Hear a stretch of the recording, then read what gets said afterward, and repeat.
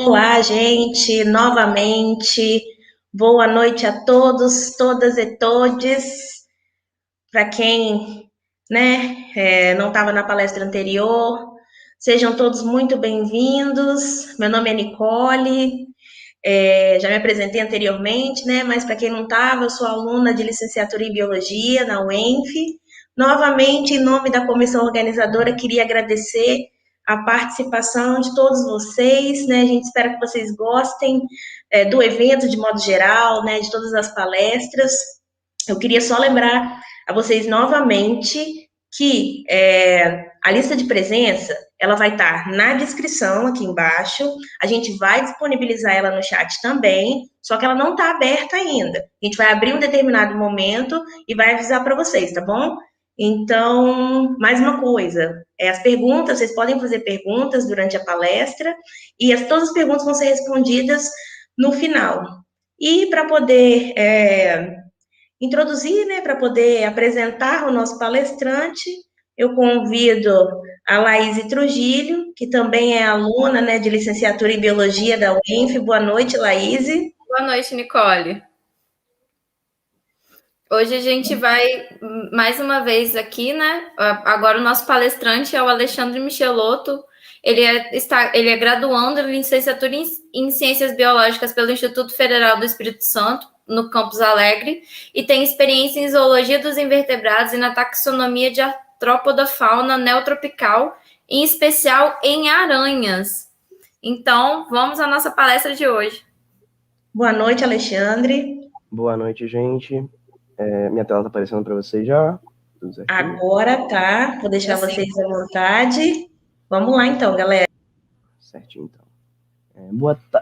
Boa tarde, boa noite, bom dia, dependendo de onde vocês estiverem assistindo. Como disseram, meu nome é Alexandre e eu trabalho com esses bichinhos aqui e hoje a gente vai falar um pouco sobre eles. Aracnídeos. Precisamos mesmo temê-los? Bom, um aracnofóbico diria sim. E se fosse o meu caso, a palestra já terminaria por aqui mesmo, já subiriam os créditos, todo mundo já estava dispensado, acabou o tempo.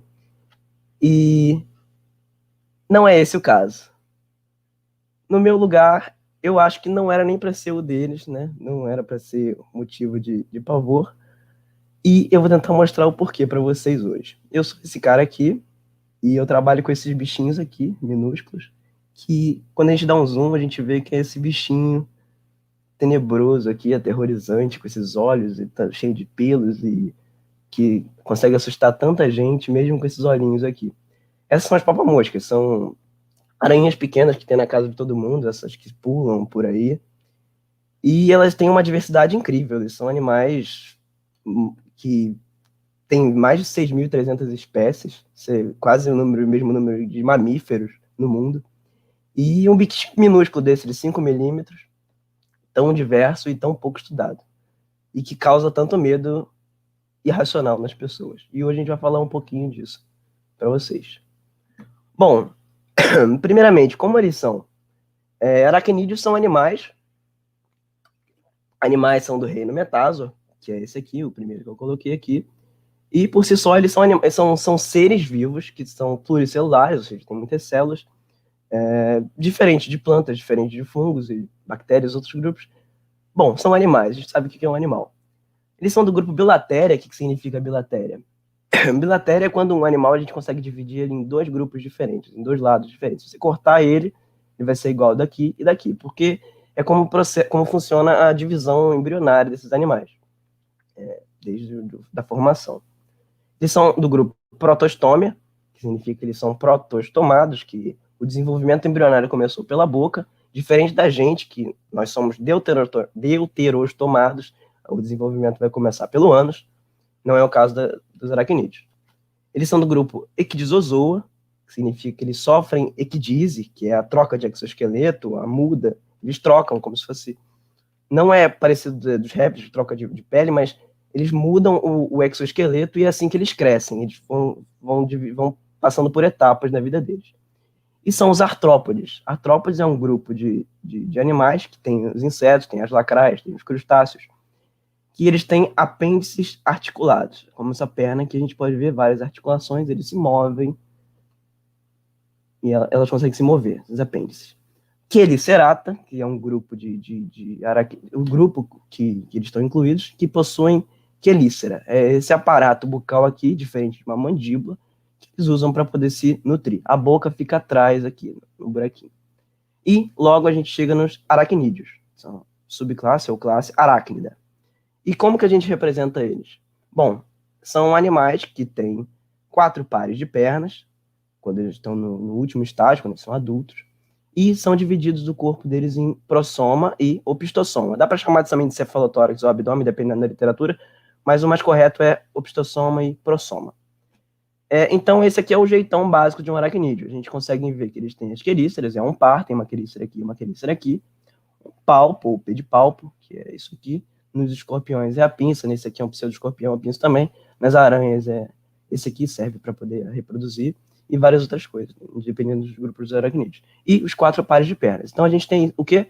Um animal com 6 apêndices aqui, 6 pares de apêndices, e um corpo dividido em prossoma e opistossoma. Bom, e quem são eles? Primeiro bicho que vem na cabeça quando a gente pensa aracnídeo é a aranha, mas não são só as aranhas que são os aracnídeos. Em regra, um aracnofóbico teria que ter medo de todos esses. Então vamos ver um pouquinho sobre cada um deles. As aranhas, também os ácaros, os carrapatos, os escorpiões, e se você conhece um pouquinho mais de zoologia, você também deve conhecer os opiliões, são aracnídeos, os aracnídeos mais comuns. E eles existem em mais de 110 mil espécies já descritas, divididas em 16 ordens atualmente. Eles ocorrem em todo o globo, com exceção dos mares. E nessa arte aqui do Thomas Sheehan, a gente consegue visualizar todos eles. Primeiro aqui tem o Amblypige. Quem gosta de Harry Potter aí vai lembrar. É aquele ser que o olho tonto colocou na cabeça do Rony no 4º filme. Então, esse bichinho aqui são os Amblypídeos. Tem os Telefônida, que são os escorpiões de vinagre. Tem os Trambidiformes, que são os ácaros de veludo. É bom lembrar também que os ácaros, antigamente, eles compunham um só grupo, que era ácare. Dividiram esse grupo em outros 6, porque descobriram que ele era polifilético. O que é isso? Os indivíduos desse grupo tinham parentescos diferentes, tinham ancestrais diferentes. Então, isso fez que formassem 6 outros grupos, e a gente vai falar um pouquinho deles também. Depois tem os pseudoescorpiões, que é esse bichinho pequenininho aqui, como se fosse um escorpião, mas não tem o metassoma, que é como se fosse a cauda, que tem o ferrão. As aranhas, na ordem arane, os solífugos, ou aranha-camelo, muito em deserto também. Sarcoptiformes, um outro grupo, que era antigamente ácare. Ixódida, que são os carrapatos, que também eram do grupo ácare. Palpígrade, são os palpígrados. Mesostigmata, cadê? Outro grupinho que já foi ácare. Holótrida, outro grupo também já foi ácare. Esquizômida, os esquizomídeos, que também dá para chamar de microescorpião vinagre, vai ver também. Opiliones, que são opiliões. Ricinule, os ricinúleos, um grupinho bem pequeno e pouco estudado aqui, que ocorre aqui na América do Sul. E os opilioacárida, que são ácaros também, antigos ácare, que se parecem muito com opiliões morfologicamente. Bom, a gente pode começar falando dos opiliões, e como esses animais conseguem ser usados para ser modelos biogeográficos simplesmente por eles existirem. Por que a gente consegue fazer isso? São animais que apresentam baixíssima vagilidade. O que é vagilidade? Esse animal, ao longo da vida dele, ele não se locomove muito. Ele nasceu aqui, não tem muita probabilidade de ele aparecer quando ele for morrer lá a 5 km de distância, porque a vida dele, os métodos de locomoção dele são muito restritos a uma determinada região. Os hábitos dele são muito restritos. Ele não voa que nem uma ave que consegue migrar de um país para outro. Eles ficam restritos aos próprios locais. Isso faz com que muitas espécies sejam endêmicas. Aqui na Mata Atlântica, 97,5% das espécies são endêmicas daqui. Ou seja, elas só existem na Mata Atlântica e não existem em nenhum outro lugar. Não aparecem no Cerrado, não vão existir na Amazônia. Eles são daqui. A parte boa também desse grupo, Opiliones, é que a taxonomia deles é bem resolvida. Tem muita gente que já trabalhou com esse grupo, e muitas revisões já foram feitas, e a biologia deles, a biologia básica, já é bem conhecida. a gente sabe onde eles cuidam dos ovos, em que planta que eles conseguem existir, o que eles comem, o que eles fazem, se eles brigam, se eles não brigam, se eles têm cuidado parental, se não têm, e por aí vai. A gente conhece bem o grupo para poder fazer esse tipo de trabalho. E eles também, depois disso tudo, eles também são muito sensíveis a alterações climáticas e ecossistêmicas. Como eu disse, eles ficam muito restritos a um local só. Se esse local está degradado, está impactado, eles vão se impactar também. Um rio já é suficiente para poder dividir as populações, porque esse bicho não vai conseguir passar de um lado para o outro. Acabou. Entendeu? É bem complicadinho, bem difícil de ser uma opinião num lugar que está sendo degradado. E isso é importante para a gente saber como foi a história natural de um lugar. Além também porque eles dependem muito da umidade. Então, nesse trabalho aqui, eles conseguiram estudar a variação espacial e a diversidade filogenética de uma comunidade das comunidades de opiniões da Mata Atlântica. O que é isso? Eles conseguiram fazer mapas de calor de onde tem mais espécie e determinar em que lugar que a gente vai encontrar mais ou menos, dependendo do grupo de opinião que a gente está estudando. E isso é um dado muito importante para a gente poder fazer estudos biogeográficos, dá para aplicar até para outros animais, sobre a Mata Atlântica, sobre esses animais. Por quê? Se esse animal... Cadê? O meu mouse está aparecendo? Tá.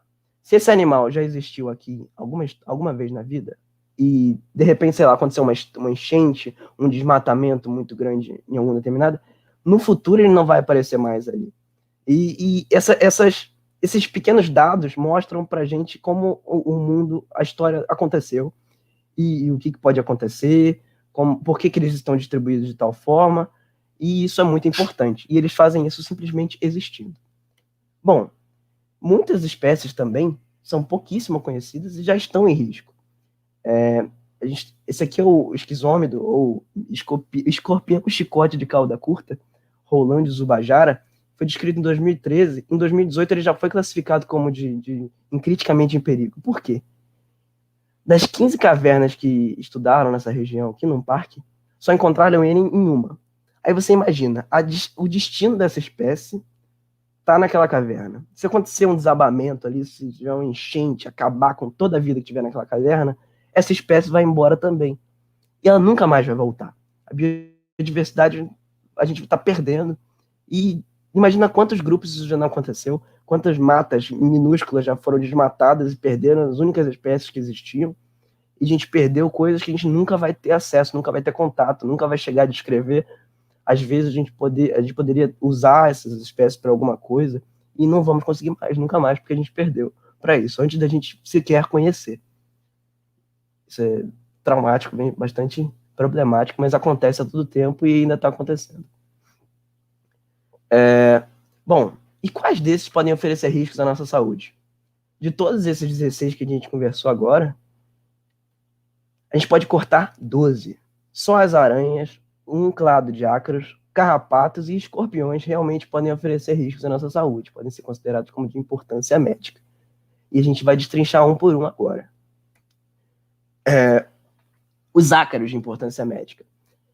A gente está no grupo Sarcoptiformes, daquelas ordens que eu falei, e neles a gente pode destacar os ácaros da poeira e os da sarna sarcóptica. Bom, nessa árvore aqui, a gente consegue ver que, mais ou menos, que eles estão representando 6.000 espécies de ácaros desse grupo aqui. Astigmata e outros. E desses todos aqui, só esses em azul aqui conseguem causar alergia na gente. Por quê? Desses todos em vermelho aqui que vocês estão vendo, são ácaros que são parasitas em todos os estágios da vida deles. Só que nesses aqui em azul, foram que largaram a vida de ser parasita para poder viver na vida livre, caminhar por aí e predar o que eles bem entenderem. E foi o que aconteceu com os piroglífides. Essa família, eles viviam em mamíferos, ninhos e por aí. E eles, de repente, começaram a viver em vida livre, evoluíram para isso, se alimentando de pele morta. E quem mais solta pele morta? Exatamente, a gente. E para comer pele morta, eles precisam de enzimas digestivas para destruir essa pele morta. E aí que entra o problema que me deixa alérgico e provavelmente alguém que está ouvindo aí também. Nessas enzimas digestivas, elas ficam na exúvia. A exúvia é a casca do exoesqueleto que eu falei mais cedo, que eles trocam. E isso vai para a saliva e vai para as fezes, vai para a exúvia, e a gente acaba respirando isso uma hora. Essas enzimas entram em contato com a nossa pele, a gente respira, e a gente é alérgico justamente a isso, porque o efeito que faz na pele morta faz na nossa pele também, irrita a gente e deixa a gente alérgico. E outro caso também é a sarna sarcóptica. Está em algum lugar dessa parte vermelha aqui, que é o Sarcoptes scabili, que ele faz uma escavação na nossa pele e coloca ovos. Aí é a sarna. Isso é tratável, dá para usar a ivermectina, aquele remédio que não funciona contra a Covid, dá para usar a ivermectina e curar, né, simplesmente matar esses parasitas que estão na gente, causando problemas para a nossa saúde, causam para os cachorros também, para outros pets.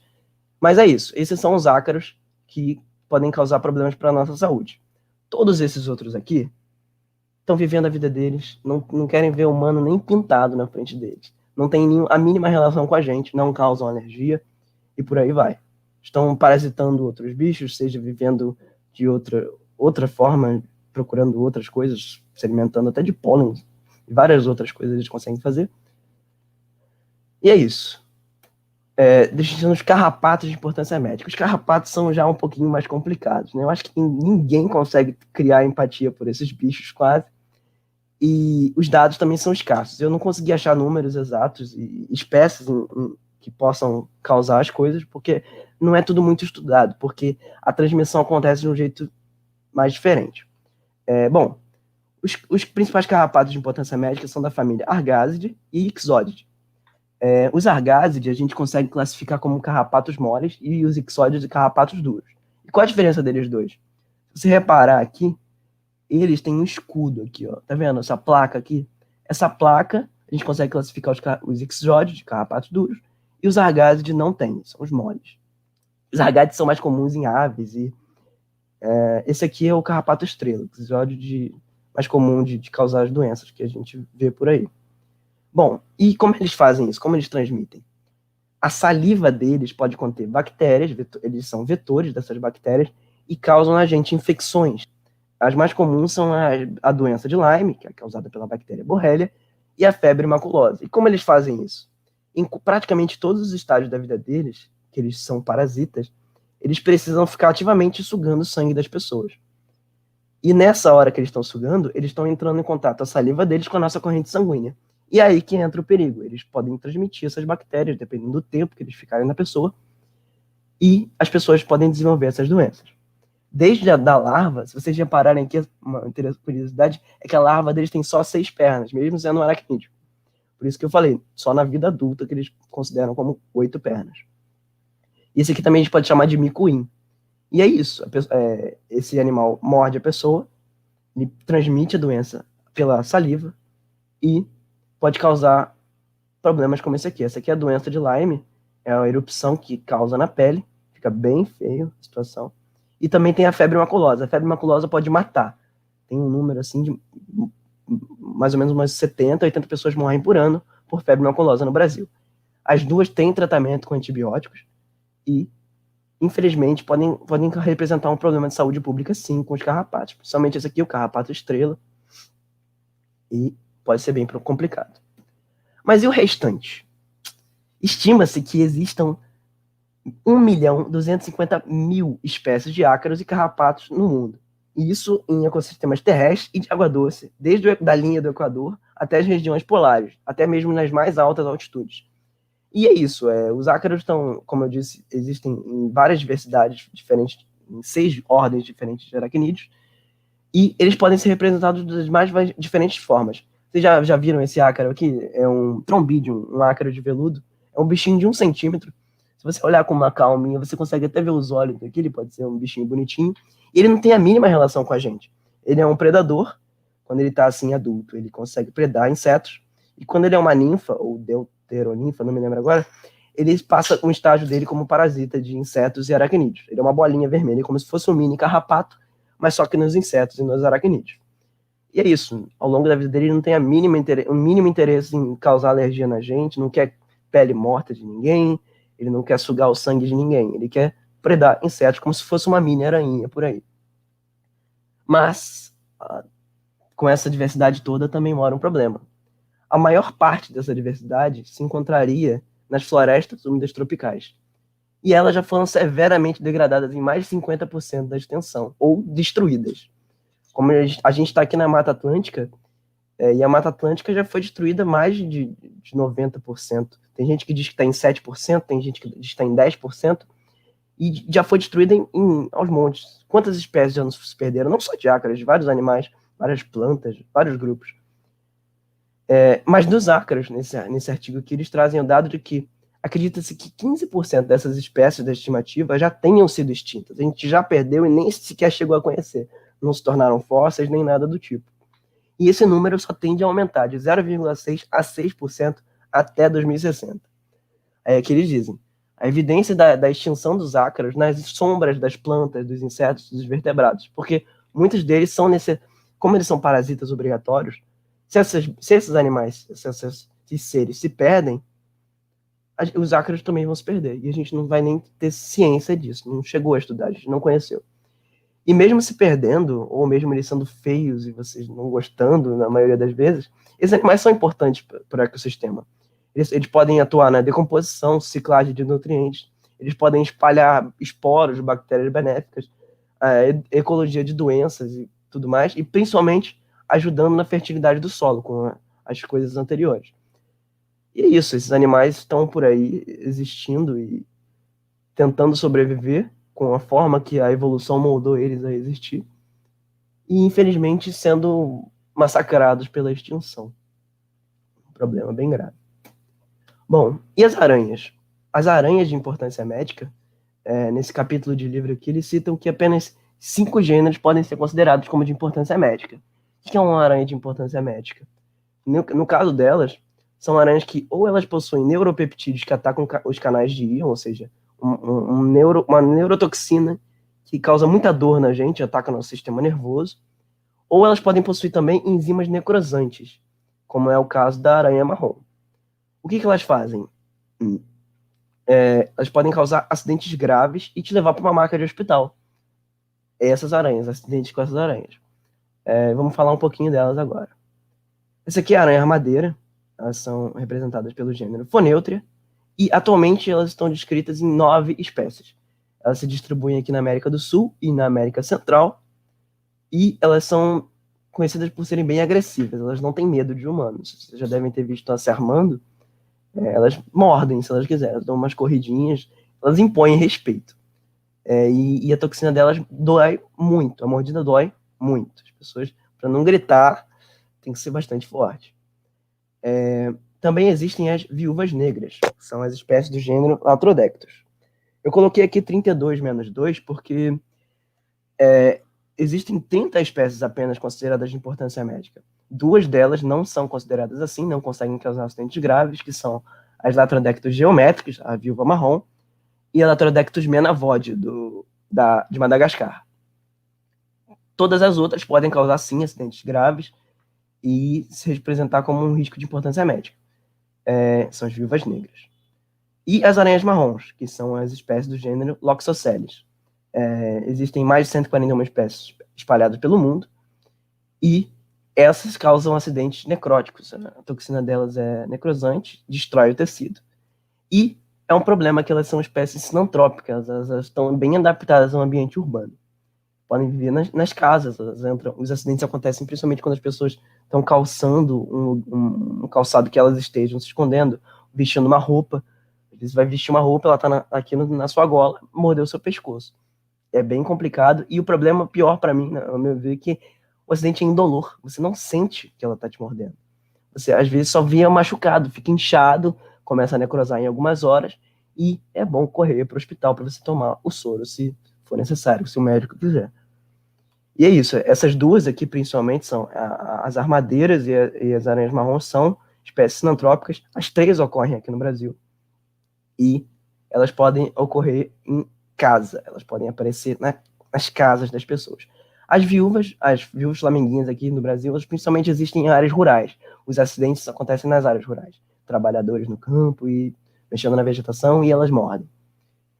Para o restante do mundo, só existem as Atrax e as Adronic também, que são as aranhas teia de funil. E elas só existem na Austrália. Essas duas têm uma peculiaridade que é que elas não saem, elas não são sinantrópicas, elas existem nas teias delas, como o nome diz, elas vivem em teias de funil assim, e elas ficam lá a vida inteira, as fêmeas ficam lá a vida inteira. O problema é que quando o macho fica adulto, ele sai desse túnel e ele sai andando para procurar as fêmeas. E é aí que ele encontra as pessoas e os acidentes podem acabar acontecendo. As pessoas se machucam por pisar, porque esse bicho também é um pouco agressivo e acaba mordendo as pessoas nesse momento, procurando as fêmeas. Então a gente pode contar aqui, fazendo uma soma, que existem 214 espécies no mundo de aranhas perigosas, distribuídas em 5 gêneros. Aí você pode dizer, mas as outras têm veneno, que eu sei também. Sim, a grande maioria das aranhas também tem veneno. Como eu disse aqui, com exceção das Uloboridae e Holarctia, um gênero da família Anápide, todas as aranhas possuem glândulas de veneno e conseguem inocular ele como peçonha, utilizando as garras das quelíceras. Garra da quelícera é essa presa aqui, ó. A quelícera, esse apêndice aqui, ele move para cima e para baixo essa presa, e é aqui que inocula o veneno. Ele finca essa presa e inocula o veneno. Nesse bichinho monstruoso aqui, muito bravo, a gente consegue até ver as gotinhas pingando. Ele tá muito bravo mesmo, ele tá querendo inocular esse veneno na pessoa. Se ele morder, ele vai inocular sim, mas a gente não pode falar para ele que a peçonha só mata ou paralisa as presas dele, que são os insetos. Ele é uma papamoscas, ele é um machinho de papamoscas, e essa toxina dele só vai paralisar as moscas, ou os outros insetos que ele resolver predar, ou até aranhas e outros invertebrados. Mas na gente não vai causar nada, não vai causar um efeito grave. Quem tem efeito ativo em vertebrados são aquelas que eu acabei de falar para vocês do último slide. São capazes de causar acidente grave, 214. Aí a gente pega esse dado, que 214, e coloca com outro que tem no Catálogo Mundial de Aranhas. Para a sorte dos aracnólogos, existe um site que registra o número de espécies atualmente no grupo. A gente consegue reunir os dados e é atualizado semanalmente. Esse aqui é o dado que eu peguei sábado, e estavam em 49.556 espécies. Então, a gente fazendo uma regra de 3 simples aqui, a gente pega 100% 214, a gente consegue o número de 0,4% das espécies de aranhas tem importância médica, ou seja, 99,6% das espécies de aranhas são inofensivas quando o assunto é morder a gente. Elas não vão te levar para uma maca de hospital, simplesmente por morder. E essa papamoscas aqui que está aterrorizando essa lapiseira não vai fazer nada com ninguém. Eu costumo dizer que elas são um problema só para as baratas e para os mosquitos. Que isso aqui, se você não for uma barata ou um mosquito, o veneno não vai fazer nada. Isso aqui é esse ser aterrorizante de novo, tá mordendo, beliscando esse dedo humano aqui, e não vai acontecer nada além de uma leve dormência. Eu posso falar com experiência que eu já fui mordido bastante por esses bichinhos, e no máximo fica dormente em área por uns minutos. Não passa disso, não vai arrancar o dedo, eu posso garantir para vocês. E é isso, essa aqui é uma imagem linda de uma aranha que fez uma teia na varanda da pessoa, e olha quantos mosquitos ela pegou, paralisou com veneno, enrolou com a teia e deixou aí como troféu dela. Depois ela deve ter comido alguns ou guardado para comer, e é isso, é um animal que captura, e é a ferramenta dele de captura, de pegar as presas, paralisar, para poder ela jogar os sucos digestivos e engolir esses animais. Bom, e esses animais estão topo de cadeia dos invertebrados. Teve uma estimativa que calculou que aranhas anualmente matam e predam 400 a 800 milhões de toneladas por ano. Elas comem, e principalmente são insetos. Então elas são inimigas naturais dos insetos. Para vocês terem uma noção, se a gente pesasse todas as aranhas do mundo juntas, daria um número aproximado relacionado a 25 milhões de toneladas. E 25 milhões de toneladas de aranha comem de 400 a 800 milhões de toneladas por ano. Para fazer um comparativo, as pessoas pesam 400 milhões de toneladas, as pessoas do mundo inteiro. E nós comemos de 400 milhões de toneladas de carnes e peixes todos os anos. Dá até para fazer um comparativo. claro que ilusório, mas se as aranhas quisessem, elas comeriam a humanidade até 2 vezes, se elas se unissem para fazer isso. É claro que elas não vão, elas não têm nem capacidade para isso, mas se você for comparar os números, a gente consegue ter essa estimativa. E esse aqui é um registro ótimo do Robson, que eu gosto muito, que foi uma papamosca que pegou um mosquito da dengue e sugando os fluidos, ela ficou até vermelha. E é isso que esses bichos fazem, eles existem para poder capturar os insetos e estão aí predando por aí. Dificilmente negam, são animais que evoluíram num ambiente de escassez e eles não negam comida, eles comem o que conseguirem, o que virem pela frente, eles vão pegando, cabe nas quelíceras, está andando, pulou e pegou. Injeta o veneno, paralisa e simplesmente suga, como se fosse um aspirador. Já pensaram como seria a extinção desses animais? Controladores que comem 400 a 800 milhões de toneladas por ano. Como que isso aqui estaria de mosquitos, de insetos variados? Porque não tem nenhum animal controlando, nenhum controlador. Os dados não tem como você bater. O sapo, as aranhas são os principais controladores. Eles são o topo de cadeia, como se fossem as aves de rapina dos invertebrados. Então, elas são sim muito importantes. E a extinção não é nem cogitada, a não ser que vocês gostariam de viver numa situação assim. Então, vamos para os escorpiões agora, né? Para os escorpiões, fizeram esse artigo aqui, que eles registraram as espécies mundiais que podem significar um perigo de importância médica. E eles calcularam que existam 104 espécies assim. 11 delas ocorrem no Brasil. 98% de uma família só, bútide, e nem todas elas são sinantrópicas. O que é sinantrópica? Como eu já falei ali, são espécies que se adaptaram ao ambiente urbano, vivem ao meio dos humanos. E todos os escorpiões são peçonhentos, mas a maioria não pode causar efeitos significativos na picada, não além da dor. Assim como as aranhas, né? A maioria não causa problemas pra gente, mesmo mordendo. Esse site aqui é um outro catálogo, só que para os escorpiões. Esse aqui é o número de sábado, 2608. Eu fiz uma outra regra de 3 básica aqui, e a gente tem o número de 3,9%. 3,9% dos escorpiões são de importância médica hoje. Esse número pode aumentar ou diminuir, dependendo das formas que forem descrevendo, mas é isso. No Brasil, as espécies que eu falei ali, as 11 espécies de importância médica, pertencem ao gênero Titius. E principalmente os que causam mais acidentes são esses 3 aqui. Essas duas são Titius cerulatus e Titius tigmurus, são as que mais causam acidentes. Esse aqui, os Titius cerulatus, causa o maior número de acidentes no país, e esse aqui, o maior número de acidentes no Nordeste. E o Titius baiensis é o que causa o segundo maior número de acidentes no Sudeste. E 2 delas são partenogenéticas, essas 2 aqui, cerulatus e tigmurus. O que significa partenogenético? Elas não precisam de um macho para poder se reproduzir. Elas se reproduzem sozinhas. São fêmeas que fazem fêmeas, clones delas mesmas. Os óvulos se desenvolvem em embriões e é isso. Uma fêmea só pode ter vários outros filhotinhos sem precisar de macho nenhum para isso. E por isso elas são um problema muito grave, porque elas se alastram.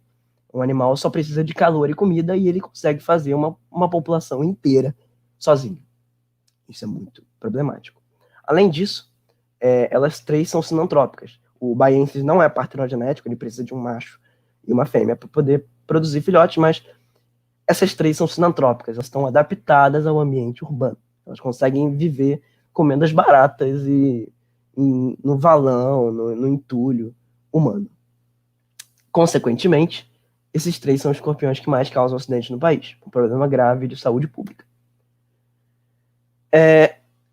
Também precisamos, falando de escorpiões de importância médica, a gente precisa falar dos Titius obscuros. Ele não é sinantrópico, mas ele causa muitos acidentes graves na região norte, que é um lugar que as pessoas têm o maior contato com a natureza. E esses animais causam acidentes por lá. E podem matar, podem causar sequelas, e é um problema. E aí vem a dificuldade na identificação. Existe um senso comum, todo ano divulgam essa fake news aqui, que diz que escorpiões de pinças largas, clores claras e algulhão duplo são perigosos. E os escorpiões de pinças curtas e grossas, cores escuras e um algulhão só, não são perigosos. E aí você me vem com os títulos obscuros. Ah, ele é preto, tá tranquilo, não tem problema nenhum. Não, tem problema sim, ele é perigoso e ele é preto. E como se não bastasse, quando ele é novo, ele é de outra cor, ele pode ser identificado como outro escorpião e confundido com outros, que não sejam de importância médica, talvez, por negligência. E outra coisa para poder refutar essa fake news aqui é o Hemscorpius. Esse aqui é um escorpião que por si só já mata duas. A pinça dele é curta e grossa e ele tem um aguilhão só. Esse aqui também tem um aguilhão só, mas ele tem essa espinha aqui. Mas ele não tem. Por isso que eles disseram aguilhão duplo. Não é um aguilhão duplo, é uma espinha só. Esse tem um espinho só e pinças curtas e grossas, e é só o escorpião que mais causa acidentes no mundo. O Hemscorpius. Esse aqui não é exatamente o Lepturus, que causa mais acidente, mas ele é do gênero, e ele é desse jeito. Então, perigoso, pinça curta, um aguilhão só. Refutada essa fake news aqui. Não acreditem nisso. Os escorpiões são identificados com mais responsabilidade e menos generalização. Bom, mas também existem os efeitos atípicos. Não é para pegar qualquer escorpião na mão. Esses dois aqui são considerados como de importância, sem importância médica, ou seja, inofensivos. A picada dele só causa dor. Vai te deixar suando bastante, mas não vai passar disso na maioria das vezes. Existem casos raros, como esse aqui, que foi um registro que fizeram um artigo, que causou um choque anafilático. A pessoa morreu por uma picada de jaguardi roche. O que acontece? Se me picar você aí que não tem alergia a insetos, não vai acontecer nada, só vai doer. Mas na picada que aconteceu nesse agricultor aqui de 44 anos, ele morreu, ele teve um acidente grave, ele teve um choque anafilático, por ele já ter um histórico de acidente com insetos, se não me engano, vespas. Ele teve um acidente por causa disso. Tem relação escorpião e inseto? A gente não sabia, e aconteceu. Pode acontecer com os outros, a gente simplesmente não sabe. Ainda tem muita coisa a ser estudada. Não peguem escorpiões na mão. O veneno é o aparato que eles têm, assim como as aranhas, para poder capturar as presas deles. Eles capturam uma presa, uma barata, injetam o veneno e conseguem se alimentar sem ter problema. Outro caso que aconteceu em outro escorpião que não é considerado escorpião de importância médica, o Titius strandi, foi que as pessoas envenenadas por ele tiveram sensações de choque elétrico. O que é? A pessoa teve um acidente com esse animal que envenenou e toda vez que encostavam nele, a pessoa sentia um choque. Então, um choque elétrico. Encostou, a pessoa sente um choque. Por mais absurdo que pareça, teve os enfermeiros e médicos fizeram fila para ficar cutucando a pessoa, para poder ver se a pessoa sentia choque mesmo. E a pessoa sente uma sensação de choque elétrico, que é o efeito que a toxina desse animal causa no nosso sistema nervoso. Ou seja, é um animal que você não é para encostar, não é para... Claro, você não tem que matar, não tem que ser extintos todos os escorpiões, mas a gente precisa respeitar eles. De longe. Observa de longe. Não pegue os escorpiões na mão. Tem gente que faz isso, por mais absurdo que possa parecer. É isso. E os acidentes? Olhar esse gráfico aqui vai assustar muita gente, com certeza, e com razão. E também tem outro fato que assusta também, que pela primeira vez os escorpiões passaram e muito as serpentes. Sempre foi proporcionalmente muito maior a serpente do que os acidentes com escorpiões. Mas começou a aumentar e muito os acidentes com escorpiões. Esse ano aqui, 2020, foram registrados 144.876 acidentes com escorpiões.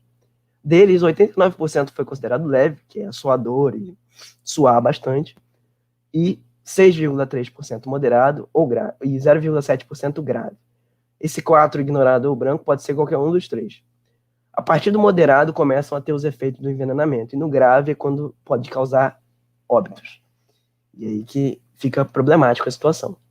Essa estatística aqui parte também para os outros grupos. A maioria massiva é leve, e uma parte muito pequena é grave. A gente vai ver melhores letalidades no próximo dos acidentes graves. E os óbitos disso aí? Desses 144 mil casos, 178 pessoas morreram. É um número muito pequeno, mas claro que não pode ser ignorado. A gente vai ver por que ele acontece já já, mas a letalidade é muito baixa. 0,12% das pessoas que tiveram acidente com escorpiões, daquelas 144 mil, chegaram ao óbito. E a gente vai ver também que é muito por negligência que acontece isso. Negligência médica, negligência de várias outras fontes. A maior taxa de letalidade, como sempre, é das cobras, seguida das abelhas. E isso também não é motivo para matar cobra, não é motivo para as cobras precisarem ser extintas. Os acidentes acontecem, as pessoas morrem, e é um problema de saúde pública que a gente lida no Brasil. No Brasil e em outros países tropicais. A OMS declara isso como uma doença tropical negligenciada. O que acontece? O escorpionismo, que é a doença que quando a pessoa é acidentada com um escorpião, ela apresenta, é uma doença tropical negligenciada porque ela acontece nos países dos trópicos e ela teria solução. Isso que é um problema muito grave. E, como diz aqui, ela está crescendo exponencialmente. Estão crescendo os acidentes e as mortes pelas picadas de escorpião. E não para de crescer. Ao longo dos anos, aqui, ó, a gente consegue ver nesse gráfico aqui como elas estão crescendo exponencialmente e as mortes acompanhando. Isso acontece principalmente por causa da urbanização acelerada que está acontecendo sem acompanhar a infraestrutura mínima, que é acesso à água, luz, saneamento básico, coleta regular de lixo. Cada vez mais as pessoas estão vivendo em situações assim, esgoto a céu aberto, e estão sendo empurradas para...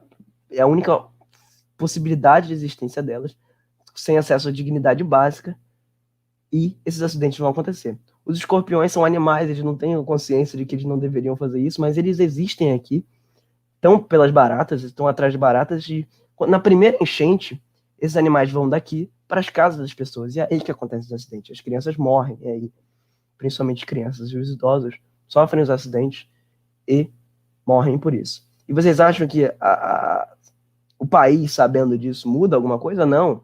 É o contrário. Sabendo disso, aconteceu uma queda na produção de soro antiaracnídeo. E isso, consequentemente, acarreta na diminuição desse soro nas unidades de saúde. O que acontece? Menor produção e menor distribuição para essas unidades. Menor número de cidades que são cobertas por isso, e as pessoas ficam sem soro. As pessoas são acidentadas e não têm acesso ao tratamento básico. O soro que salvaria a vida das pessoas simplesmente não chega até elas.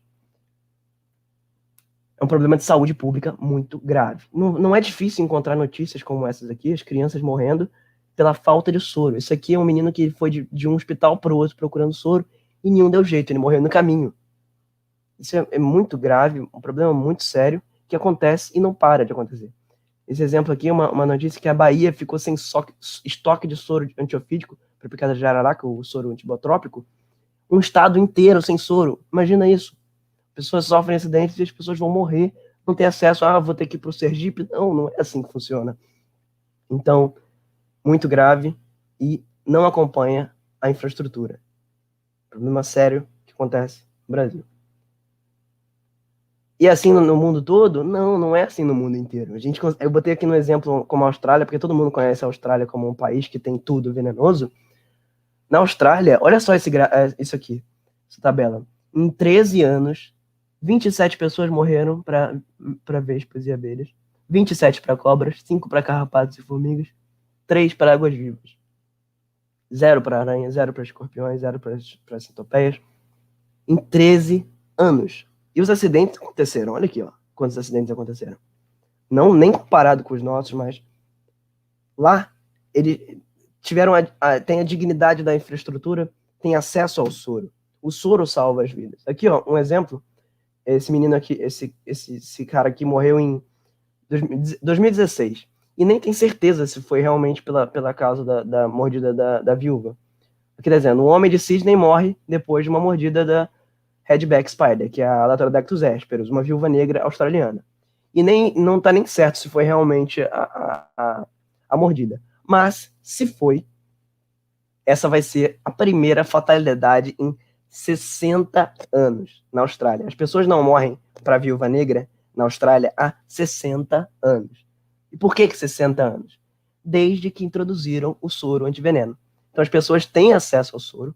Esse aqui ele morreu 2 dias depois de ser liberado do hospital. Pode ter sido outra causa, pode ter sido uma sequela do veneno, mas entendeu? As pessoas pararam de morrer com acesso ao soro.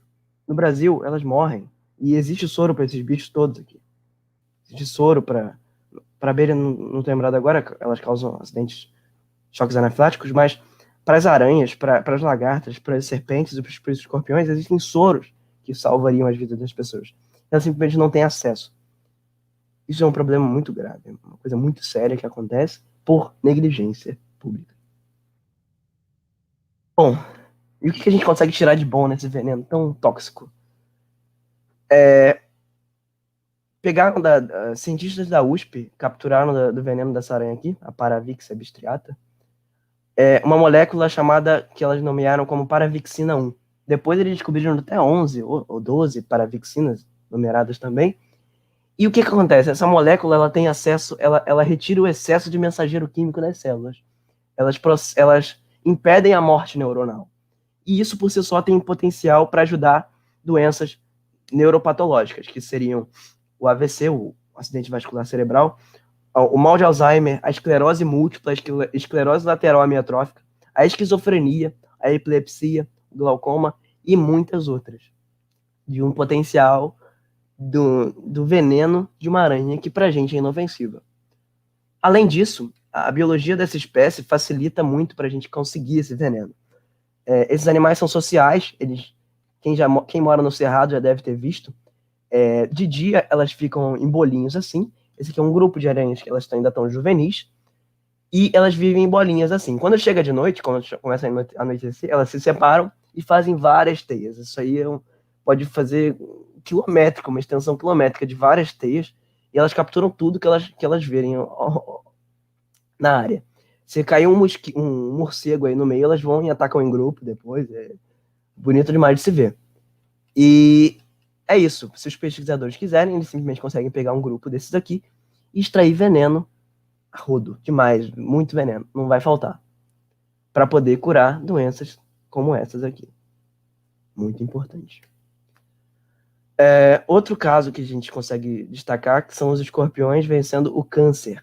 E logo o Otites cerulatus, aquele primeiro que eu falei que mais causa acidente, que é partenogenético também. E cientistas da UFMG descobriram a toxina dentro do veneno dele, CPP-TS. Ela é responsável por aumentar a contração das células do músculo cardíaco. Ela que causa a taquicardia e a hipertensão arterial nos acidentes, que a gente vai ver nos acidentes graves e moderados. As pessoas vão ficar com esses sintomas aqui. Por si só, essa descoberta já era muito boa por N fatores para imunologia e estudo dos peçonhentos. Mas esses mesmos pesquisadores fizeram uma modificação nessa estrutura e essa substância perdeu a atividade farmacológica. Ou seja, ela parou de causar taquicardia e hipertensão, contraindo as células do músculo cardíaco. E ela começou a servir apenas como um carreador. A surpresa foi que essa toxina não entra mais nas células normais, mas ela atinge os núcleos das células tumorais. Isso serve para câncer de mama, de próstata, de pele, de cólon e de pulmão. O que acontece? Espera-se que ligando os medicamentos quimioterápicos a ela, apenas as células tumorais seriam atacadas. Isso levaria direto ao núcleo. Eu quero um remédio, eu não vou jogar naquela área inteira, eu vou jogar só na célula tumoral. Isso por si só diminuiria as doses e os efeitos colaterais da quimioterapia, tirando do veneno de um escorpião que já matou tanta gente, que representa um perigo de saúde pública, e que não é tão difícil assim de se encontrar e se retirar. Vocês verem como um veneno pode ajudar a nossa saúde. Então, a massiva maioria dos aracnídeos é inofensiva, como a gente viu ali, de todos os grupos, até mesmo os perigosos. As porcentagens maiores são sempre das espécies inofensivas. Eles estão sendo extintos a todo tempo e nada está sendo feito a respeito. A gente está perdendo espécies antes que a gente conheça. Cumprem um papel crucial no equilíbrio ecológico para vários fatores, como a gente viu ali, desde decomposição até ser predadores mesmo, comendo 400, 800 milhões de toneladas, controlando os insetos mundialmente.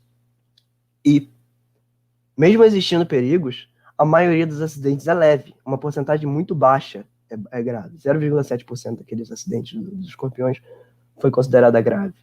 Menor parte ainda, 0,12%, chegou ao óbito, 0,12%. O araneísmo e o escorpionismo elevados são fruto da negligência pública. Isso acontece, essas doenças acontecem por falta de soro, por falta de infraestrutura básica. As pessoas estão tendo esses acidentes por problemas que seriam sanados com essas soluções. E os estudos das toxinas deles podem salvar vidas. A gente pode tirar remédios para várias doenças que nunca foi imaginado cura com isso. Precisamos mesmo temê-los? No mínimo, começar a respeitá-los. É a reflexão que eu trago aqui para vocês hoje. Vocês devem estar aí pensando que quem fez esse slide aqui foi uma aranha. Como a gente pode ver nesse meme aqui. Não matem aranhas na sua casa. Elas quase não mordem e são boas para o meio ambiente. Como se uma aranha tivesse escrito isso aqui. É o que eu trouxe para vocês hoje. Queria agradecer a todos, a comissão do evento, todo mundo que assistiu até aqui. E é isso, deixo meus contatos para quem quiser falar. As redes sociais, eu faço divulgação científica no Twitter, eu comento sobre esses temas aqui, eu faço threads informativas sobre os mais variados temas. A última foi de TI, é muito legal, se vocês quiserem ver lá, ficou muito boa. E é isso. Quero agradecer a todos e muito obrigado.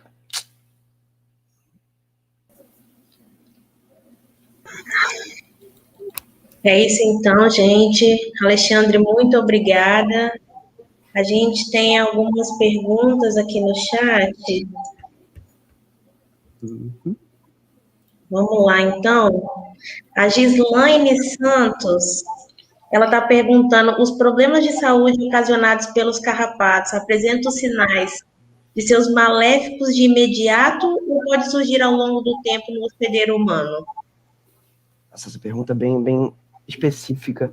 Bom, pelo pouco que eu li sobre o que eu consegui achar, porque essa literatura é muito escassa, os exódios foram os piores, que eu não consegui dados, mas pelo que eu li foi os acidentes acontecem e eles transmitem essas bactérias em algumas horas. Por exemplo, ficou 6 horas naquela pessoa e a probabilidade de ele transmitir vai passando, o tempo vai passando. E aí eles pegam essas doenças. E acho que com horas, com dias, elas começam a aparecer. Os efeitos. A gente tem uma pergunta aqui da Eliane Gonçalves. Ela perguntou como que ela consegue acabar com ácaros em plantas, principalmente em orquídeas. Você sabe essa, Alexandre?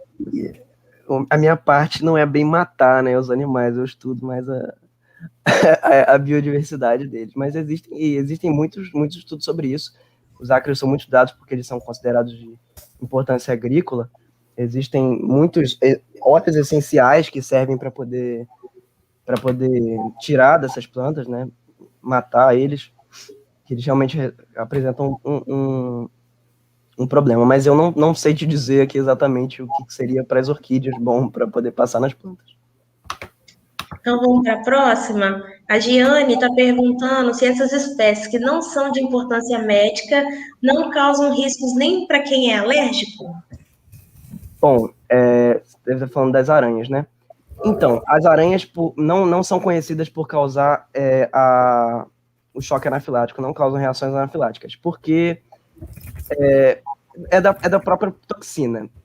Para você ter uma reação anafilática, você tem que ser exposta àquela toxina várias vezes. Acontece isso muito com vespas e abelhas, porque os acidentes com as vespas e abelhas são inúmeros. Uma pessoa que tem um acidente com uma abelha, ela sofre também com 20 outras picadas no mesmo tempo. Então, os himenópteros são conhecidos por causar reações alérgicas. Mas também existem com aranhas. Não posso dizer que não são. Existem sim. Quem é alérgico é bom tomar cuidado. Mas não é tão grave quanto o que acontece com uma vespa ou uma abelha. E naquele caso do escorpião também, que é uma novidade, um caso de alergia que teve com o jaguajir. Se você for alérgico, é bom tomar cuidado.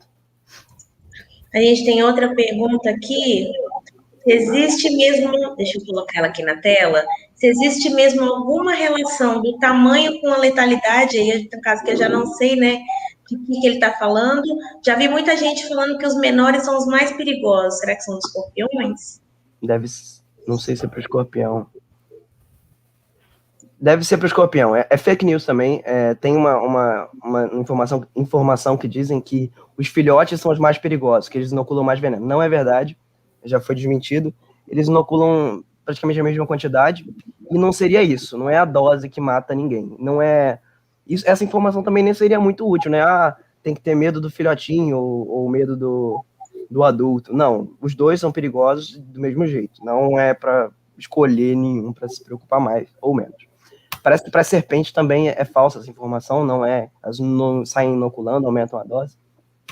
E se for para aranha que você está falando, também tem gente que diz que são as aranhas piores. Não é verdade. Não sei se vocês lembram, no começo ali eu mostrei as papamoscas. Tem papamoscas que eu já vi de 3 milímetros e elas são inofensivas. Enquanto as armadeiras podem pegar até 16 a 7 centímetros de envergadura e são perigosas. Então não é essa relação. O melhor jeito de a gente conhecer as espécies perigosas são simplesmente conhecendo, não? E depois a gente exclui quais não são aquelas espécies em si. Os 5 gêneros que eu citei para vocês. Para os escorpiões, o tamanho não seria também. Mesma coisa. A Carmen Rejane, ela está aqui na plataforma do Eventree, ela está perguntando se existe algum escorpião sem veneno mortal. Como eu disse, eu não lembro a porcentagem que ficou, acho que 3,9%. Todos os escorpiões têm peçonha. Todos os escorpiões têm peçonha. Só 3% deles podem ser mortais, ser de importância médica. É a menor parte, muito pequena. A gente tem a pergunta do Julian. Verdade que até hoje não houve nenhum tipo de óbito por caracuvienses no Brasil? A Elatrodectus é a viúva flamenguinha. Eu nunca ouvi falar disso, não. Acredito que não seja... Olha, os dados das Latrodectus são muito difíceis de se estimar, porque acontecem pouquíssimos acidentes. Mas já deve ter acontecido óbito, sim. Quem não causou óbito no Brasil foi a Sicários, a aranha da areia. Tem gente que tenta colocar ela como de importância médica, porque ela tem a mesma toxina da aranha marrom praticamente. Elas, sim, nunca causaram óbito. Já viúvas, eu acredito que não. Eu teria que checar, mas é, sim, uma incógnita. Toda vez que fala sobre a letalidade das viúvas aqui no Brasil, tem um asterisco, porque a gente não tem dados suficientes para estimar isso. Teria que procurar melhor aqui para você. O Anderson Ribeiro está perguntando como é feito o controle desses vetores atualmente. Nesses controles, algum deles são controles biológicos? Essa é uma outra pergunta específica para outra área, mas eu não tenho essa resposta para você. Dos vetores dos carrapatos e dos ácaros, né? Não teria essa resposta para você. Mas eu acredito que provavelmente é químico. Os controles biológicos, na maioria das vezes, não são tão eficazes quanto os químicos, né? A gente tem outra pergunta aqui.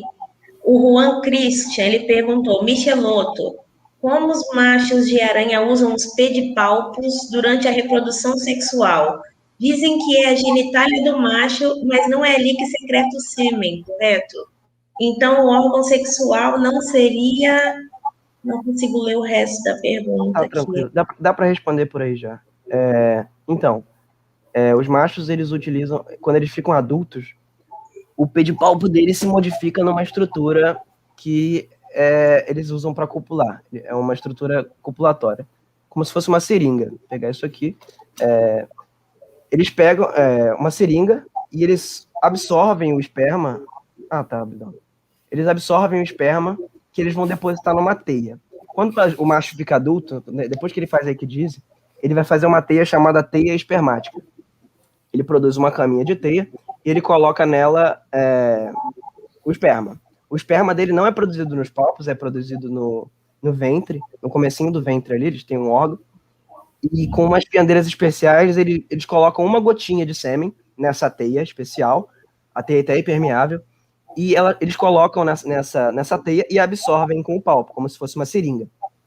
E é uma seringa mesmo, ele serve para absorver e depois ele vai inocular na fêmea. É como se fosse uma agulha, ele vai chegar na genitália feminina, o epídino, e vai ficar e inocular lá o espermatozoide.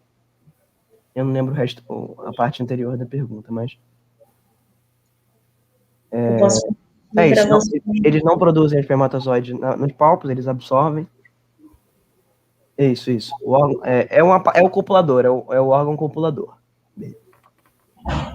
O aparato sexual. Gente, mais alguma pergunta? Aqui no chat ninguém perguntou mais. 1 hora certinha. Juan está agradecendo. Alexandre, o pessoal está agradecendo a palestra, dizendo que foi maravilhosa, só gostou bastante. A gente também. Pedro, obrigado, gente. Foi muito bom, Alexandre. Muito obrigada pela sua presença aqui hoje. Mesmo. Foi muito construtiva, foi uma palestra muito, muito boa.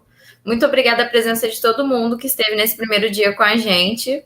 Hoje a gente está encerrando, amanhã a gente está aqui de novo, às 18h30, com a próxima palestra. Conto com a presença de todo mundo. Mais uma vez, muito obrigada, Alexandre. Foi muito, muito bom ter você aqui com a gente hoje nesse evento. Obrigado. Muito obrigada. Boa noite, gente. Pela oportunidade e bom evento aí para vocês. Sábado tem o Sávio também, vou acompanhar. Sim, sábado tem coisa boa. Todos esses dias tem coisa boa. A semana inteira, essa e a próxima só de coisa boa. Só coisa boa. Obrigado. Se eu conseguir então é isso. É isso, gente. Muito obrigada e tchau, tchau. Até amanhã. Tchau, gente. Até amanhã. Obrigado.